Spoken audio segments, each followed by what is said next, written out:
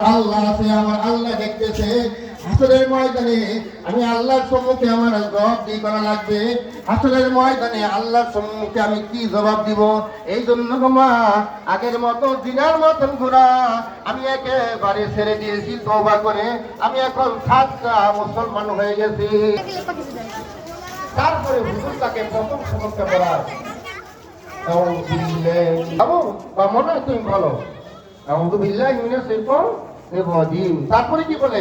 বিসমিল্লাহির রহমানির রহিম।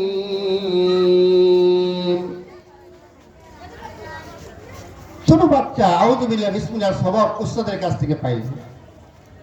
এতে কি হলো?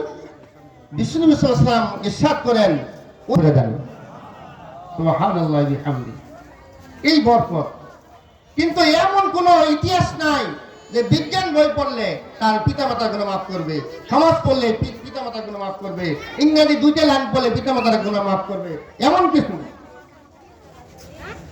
এমন কোথাও নাই। শুধু কুরআন কারীম তেলাওয়াতের মাধ্যমে পিতামাতার গুনাহ মাফ হয়ে যায়। ছোট বাচ্চা বাবার মৃত্যুর ঠাট্টা শুরু হয়ে গেছে, মৃত্যুর যন্ত্রণা শুরু হয়ে গেছে। এবার বিষ্ণু সাল্লাল্লাহু আলাইহি ওয়াসাল্লাম বলেছেন, তালকিনু মাওতাকুম লা ইলাহা ইল্লাল্লাহ। মূর্ছ অবস্থায় ব্যক্তির পাশে তোমরা বসে বসে কান্নাকাটি করো না, হিল্লা চিল্লা করে কান্নাকাটি করো না। তার পাশে বসে তালকিনু মাওতাকুম লা ইলাহা ইল্লাল্লাহ। মূর্ছ ব্যক্তির পাশে বসে বসে তুমি আল্লাহ নামের জিকির আরম্ভ করো। তোমার মুখের জিকির শুনে ওই মূর্ছ ব্যক্তি তিনি জিকিরের মাধ্যমে লা ইলাহা ইল্লাল্লাহ পড়ার মাধ্যমে আল্লাহর সঙ্গে সে সাক্ষাৎ করতে পারবে। বলেন সুবহানাল্লাহ।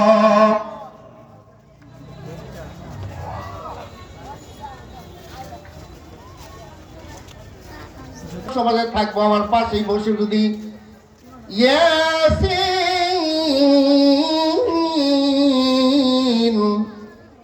ওয়াল কুরআনিল হাকীম।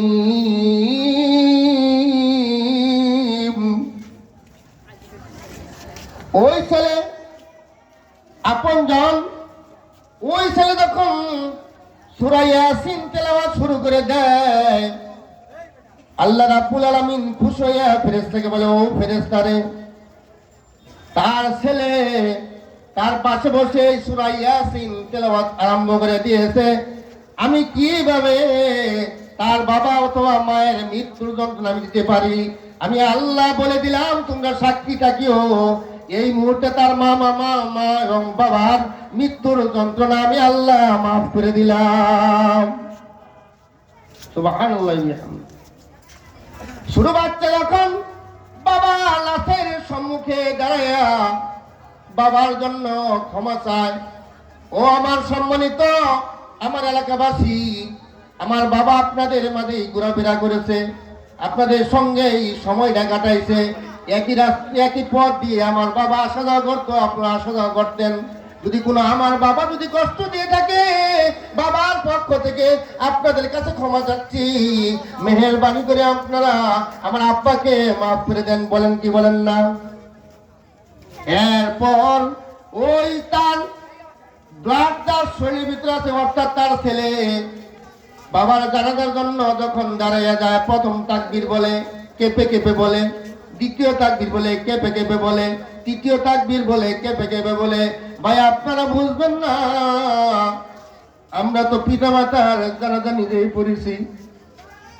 ও তখন একটা সন্তানের অন্তরের ভিতরে কত মায়া, কত বেদনা আপনাদেরকে বুঝতে পারবো, কারণ যারা নামাজ পড়েছেন তারা একমত বুঝেন। ওই ছেলে যখন কেঁপে কেঁপে যখন জানাজার তাকবীর গুলি বলে, আল্লাহ রাব্বুল আলামিন ফেরেশতাকে জিজ্ঞেস করে, ফেরেশতা সে কাঁপে কেন? ফেরেশতারা বলে, রাব্বুল আলামিন ওই যে খাটিয়ার ভিতরে শায়িত ব্যক্তি, তার শরীরে রক্ত গ্রুপটা এই ছেলের ভিতরে রয়েছে, এই জন্য বাবাকে চিরবিদায় দেওয়ার জন্য সে কম্পন করতেছে।